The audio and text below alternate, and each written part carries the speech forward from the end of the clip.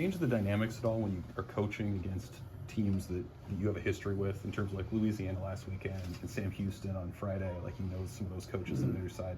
Does that change the dynamic either in the preparation or in the game at all for you guys? No, I wouldn't say so. Maybe you're a little more familiar with some things, going in, just because you spend some time with people, but it doesn't change really anything else other than that. You catch up before the game and talk about each other's families, and that's about it. But I think there's just the familiarity is really the only thing that, from a baseball perspective, a little bit more about what you're going to expect and what you're going to see potentially. Strikeouts becoming a concern? Well, all of the hitting is becoming a concern, right? So that's part of it. What was your favorite part of Devin Nunez's performance those last two games of last weekend? Well, I think it just goes to show that if you feel like you're thankful for your opportunity, and you just want to go out there and help the team, that good things can happen for anybody, and that's kind of the frame of mind that he's in. He had an awesome preseason for us. I mean, he was probably one of our top guys consistently, which is why you've seen him have an early chance at this deal, even being a freshman on a veteran team. So I think just him stepping right up, his first at bat last weekend, the first weekend, he hit a backside ground ball on a 3-2 count, where it typically is probably going to be a hit if they have any sort of scouting report on him. And then he was just ready to go. I mean, he was consistently ready to hit, and that was impressive to see for a guy that, just getting in there for the first time, getting his first start, not timid. And again, it's not like guys around him were necessarily, doing a whole lot to give him confidence in the box. He just did it, and he got up there and was ready to hit. Does he provide anything maybe like that's a little bit different in terms of like his approach at the plate than some of the veteran guys that you have? I think so. I think he's a very, very twitchy, quick twitch athlete. He can drive the ball obviously out of the ballpark. He's a green runner down the line, which means he's going to run 4-1 or better just about every time. He can steal bases. He's just kind of sneaky strong. He brings that real element to where he can make a late decision on a swing and still get the barrel to it, and that's what good hitters kind of have the ability to do. You have veteran guys that are kind of scuffling early on like this. I mean, how do you deal with that from just a mental approach and things like that?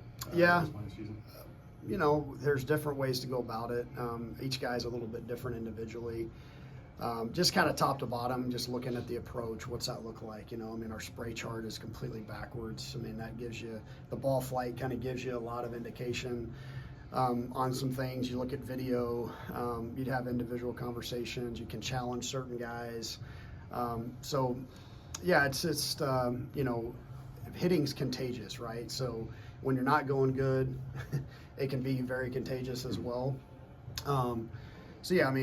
Far too many punch outs, far too many lazy fly balls, far too many pull side ground balls, like just all the stuff that you don't want to do as a hitter. We've pretty much run the gamut on that. And it's been very inconsistent, right? I thought Friday's game was incredibly competitive and hit quite a few balls hard, and then, the next day it's not very indicative of a veteran team. So those are things that we're going to need to clean up, and we've been working on this week. In that context, is confidence a concern? Of course, yeah.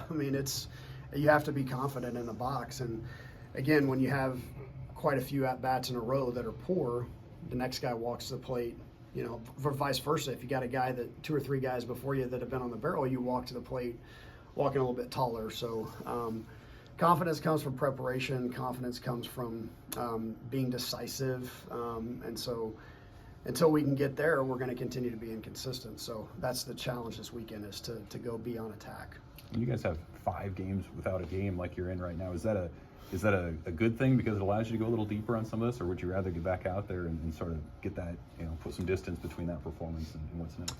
I think this week has been good that we've been able to, number one, get outside because, again, we talk about ball flight.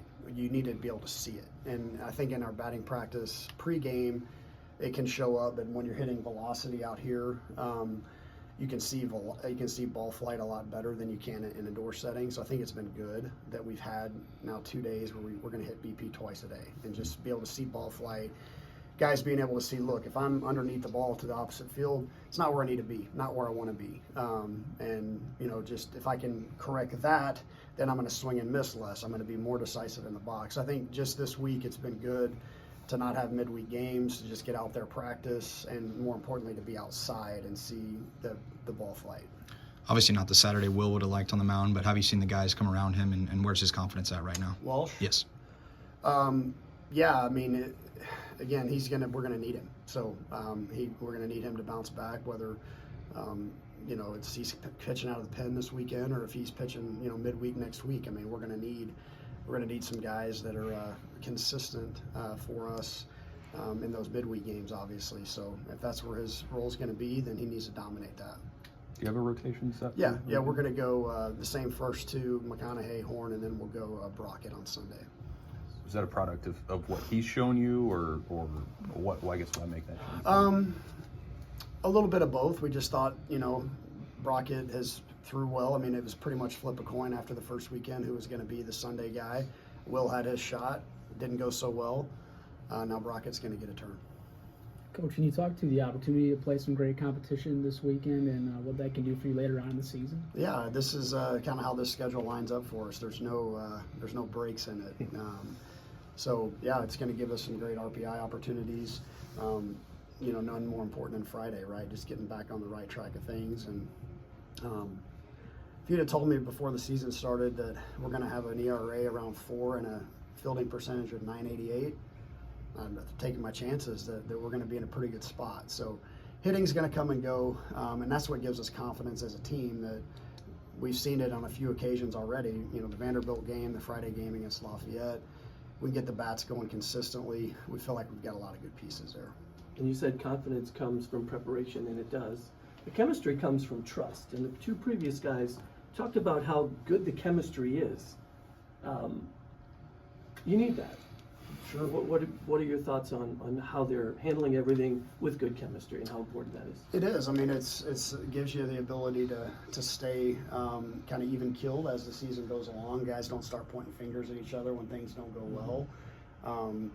So it just allows you to stay together more than anything. And that's again, you're going to have bad games. You're going to have we had a bad day and it cost us 2 games. This past week. So. Again, you're not as bad as you think you are. You're not as good as you think you are. And I think those guys in the clubhouse can remind themselves of that. That's what good culture does. Thank you. Any more questions? Thanks, Coach.